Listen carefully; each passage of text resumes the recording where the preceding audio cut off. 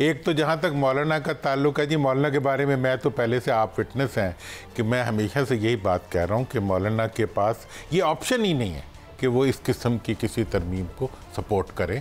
और मैं आपको ये भी बता दूं कि जो पार्लियामेंट में बैठे हुए नून और पीपल्स पार्टी के अरकान हैं, उनके पास भी शायद ऑप्शन ना हो। जो इसको सपोर्ट करेगा वो फिर अफगानिस्तान की शहरियत ही लेगा, अगर ले सका तो, और दे दी उन्होंने, वरना यहाँ पाकिस्तान के अंदर उन मेंबरान वो बात तो आपसे ना पूछूं ना कि मौलाना ने कहा था कि इनसे हाथ मिलाऊं तो क्या होगा? हाँ, स्याह हो जाएगा हाथ, ये उन्होंने कहा। हाँ जी बिल्कुल, उन्होंने ये कहा। और मैं बताता हूँ कि अपोजिशन तो दूर की बात है, हुकूमत का जो बंदा भी खुदक खुदक के इनके साथ खड़ा होगा वो भी अपने आप को जो है वो आवाम की नज़रों में गिरा लेगा। और दूसरी बात जो मियाँ साहब के बाहर जाने की बात, हाँ, ये आपने खास तौर पे देखें जी, मियाँ साहब का बाहर जाना जो है वो इस चीज़ की निशानदही कर रहे हैं। एक तो उससे ये तो फैसला हो जाता है कि ये आईनी तरमीम आ रही है या नहीं आ रही। मियाँ साहब जा रहे हैं, 5 को जा रहे हैं, तरमीम बाद में आएगी। तो तरमीम तो नहीं आ रही ना, फिर आएगी तो आ जाएगी, चले मियाँ साहब के बगैर आ जाएगी। दूसरी बात है कि मियाँ साहब जा क्यों रहे हैं? अच्छा, मेरा ख्याल है कि मियाँ साहब फार्म 45 से डर के भाग रहे हैं। फार्म 45 से डर के जा रहे हैं? हाँ जी। क्या ये उन्हें खतरा है कि ये खुल सकता है? खुल नहीं सकता, उन्हें यकीन है कि खुल रहा है, खुलेगा। हाँ, और उसी से भाग के जो है मियाँ साहब जा रहे हैं। और मियाँ साहब का मुल्क से बाहर जाना, और अब देखें वो शायद बरतानिया भी ना जाए, वो अमेरिका, ज़रा दूर जाने की कोशिश कर रहे हैं, ठीक है जी।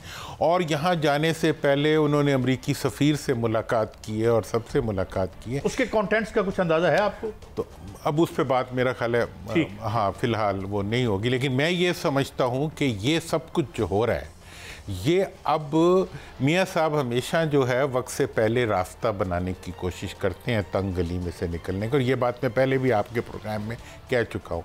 तो इस वक्त जो है तमाम हुकूमती जो हुक्मरान हैं वो तंग गलियों से भागने की कोशिश कर रहे हैं, और मेरे भतीजे बेचारे को फंसा के सब जा रहे हैं। हाँ, देख रहे जी, मगर वो तो नाम लिया जा रहा है कि वो पीएम बन रहे हैं, और मियाँ साहब को ये खदशा है कि उनका हल्का खुलेगा तो फिर तो सीएम साहबा जो है उनकी दरखास्त भी ट्रिब्यूनल में पड़ी हुई है और उनका भी जो तलबी हो चुकी हुई है, और इस तरह हमजा शहबाज की भी पड़ी हुई है, मियाँ शहबाज शरीफ की भी पड़ी हुई है दरखास्त। सर मियाँ साहब हमारा एक असूल है, हम बच्चों के बारे में बात नहीं करते, इसलिए मैं कुछ नहीं कहता, लेकिन मुझे लगता है सभी साथ ना चले जाएं कहीं। वसीला ज़फ़र होता है। हाँ, सफ़र जो है वो वसीला ज़फ़र होता है।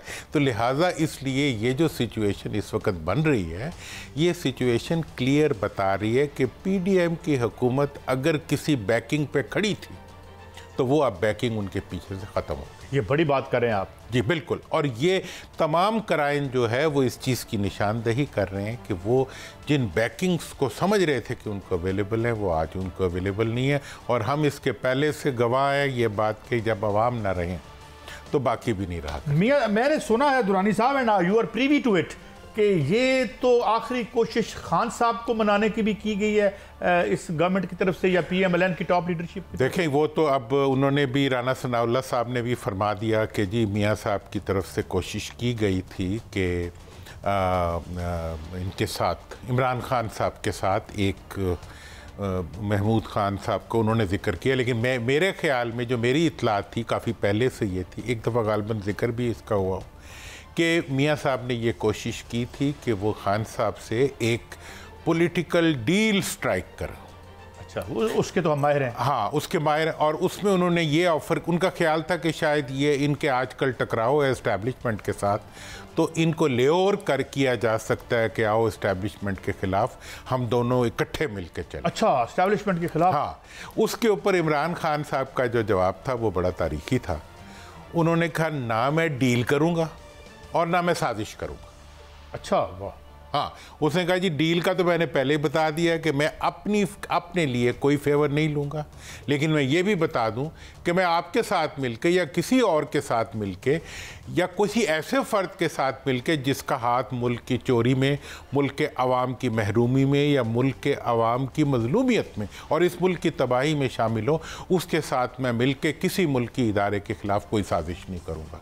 मैं खुली किताब की तरह चलूँगा। और तो लिहाजा इस बात ने और इस जो जवाब था जो देखें जी, मतलब मेरी इत्तला के मुताबिक कैन बी एनीथिंग, कुछ फ़र्क भी हो सकता है। लेकिन बात यह है ना कि वो भी तो कहते होंगे ना कि मेरा हाथ भी कहीं काला ना हो जाए, तो वो इमरान खान साहब।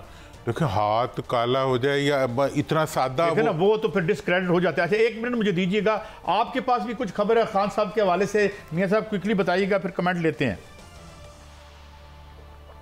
देखिए सर, खान साहब के हवाले से आज जो खान साहब ने वहाँ गुफ्तगू की है, उसमें यह है कि उन्होंने एक तो बरहमी का इजहार किया है जो कि एहतजाज हुआ था। दूसरा, उन्होंने कहा है कि यहाँ पर एहतजाज जो है वो अब डी चौक में होगा, और उन्होंने ये भी कहा है कि 4 अक्टूबर को शायद जुमे वाले दिन जो है वो यहाँ पर जो है वो एक एहतजाज किया जाए और डी चौक में ही किया जाए, और जब तक एहतजाज मुकम्मल नहीं होता वहाँ से ना आया जाए। और इस हवाले से उन्होंने ये भी कहा है कि तमाम जितने भी ज़िम्मेदार हैं वो सारे के सारे इसमें हिस्सा लें, कोई भी पीछे ना हटे। और जो एहतजाज अब होगा वो इस्लामाबाद के अंदर, उन्होंने कह दिया है कि इस्लामाबाद के अंदर होगा, बाकी शहरों में तो होना ही है, लेकिन इस्लामाबाद के अंदर डी चौक में उन्होंने ऐलान किया है। अच्छा, ये आप सुन रहे हैं, वो डी चौक में जा रहे हैं, वो स्टेक्स अप करते जा रहे हैं खान साहब। और जो गंडापुर साहब है, उन्होंने भी इनकलाब का ऐलान कर दिया है, गोली चलेगी तो हम 10 चलाएंगे। तो ये भी कोई मुनासिब? देखिए सर, ये अब इस वक्त जो है, अब ये कहना कि जी हम फलां के दूसरे सूबे के चीफ मिनिस्टर को इस सूबे में घुसते नहीं देंगे, हम इस शक्ल के लोगों को या इस पार्टी के लोगों को जलसा नहीं करने देंगे, हम जाती है भाई जलसा कर, अब कहीं भी कोई जलसा कर ले तो क्या फ़र्क पड़ता है। यही सारे जलसे जो इन्होंने रोकने के लिए मतलब ड्राई पोर्ट बना दी पूरा इस्लाम पिंडी डिवीजन को, मतलब उस सूरत, और कितने कंटेनर्स ला के रख दिए, यही अगर जलसे हो जाते तो क्या तूफान आ जाता? कुछ भी नहीं। किसने कानून में चले जाना था, लोगों ने आना था और जलसा करके चले जाना था। मतलब ये है कि ये जब नसीब बुरे आते हैं तो इंसान की हरकतें भी बुरी। वो कहते हैं गीदड़ की मौत आए तो शहर की तरफ भाग पड़ते हैं, सियासतदान की मौत जब आती है। मईशत ठीक होने जा रही है, इस्लामाबाद के अंदर एक्टिविटीज होने जा रही हैं, यहाँ पर सरबराहान आने जा रहे हैं, तो इस्लामाबाद मुतहम्मल हो सकता है ऐसे जलसों का? सर, ये मईशत की बात, देखिए मईशत की बात आपने बड़ी राइटली पॉइंट आउट की, और मैं ये बताना चाहता हूँ कि अभी जब कराची के अंदर ताजरों के साथ जो आर्मी चीफ की बातचीत हुई, जिसमें उन्होंने एक अगले मईशत की बेहतरी का एक तनाजुर भी पेश किया, इसी मौके पे डॉक्टर इशफाक हसन साहब ने की एक वीडियो मुझे देखने का मौका मिला, जिसमें उन्होंने बताया कि पाकिस्तान की तारीख के 2 स्याह डिकेड्स हैं जिनके अंदर पाकिस्तान की मईशत का दिवालिया निकला। एक 1990 से लेके 99 तक, इस दौरान जो है वो पाकिस्तान ने 17.4 बिलियन का कर्जा लिया, और दूसरा दौर है 2008 से लेके 2018 तक, जिसमें पाकिस्तान ने 55 बिलियन का कर्जा लिया। मतलब अगर आप पाकिस्तान के टोटल कर्ज़ों को इकट्ठा करें जो 110 या 120 या 25 होंगे, वो सारे कर्ज़ों का तकरीबन 3/4 जो है वो इन 2 अदवार में लिया गया। उसके मुकाबले में 1999 से लेके 2007 तक जो है सिर्फ 3.5 बिलियन का कर्जा लिया। मतलब ये है कि ये 2 जो पीडीएम है, ये किसी शक्ल में भी हो, ये खजाने को खा जाती है।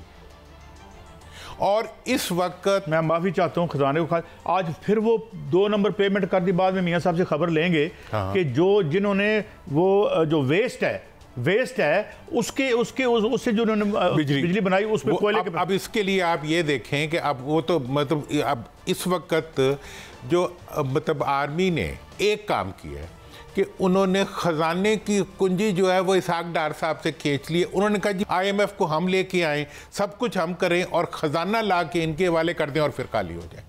मतलब ये है कि इस वक्त ये दोनों पार्टियां जो हैं भूखे भेड़ियों की तरह, ठीक है ना जी, वो इधर भेड़िए बैठे हैं, उधर पक्के के डाकू बैठे हैं, वो ये देख रहे हैं। लेकिन दुरानी साहब, ये सब कुछ आपके सामने है। अगर इन्होंने इतने हालात खराब कर दिए हैं तो आर्मी चीफ साहब बड़े पुरुम्मीद हैं कि मईशत ठीक होने जा रही है। इसके पीछे राज क्या है? इसका राज अभी तक तो उनके ख्याल में ये है कि हमने चाबी खजाने की जो है वो अपने बंदे के हवाले कर दी है, तो वो इनको चोरी नहीं करने देगा।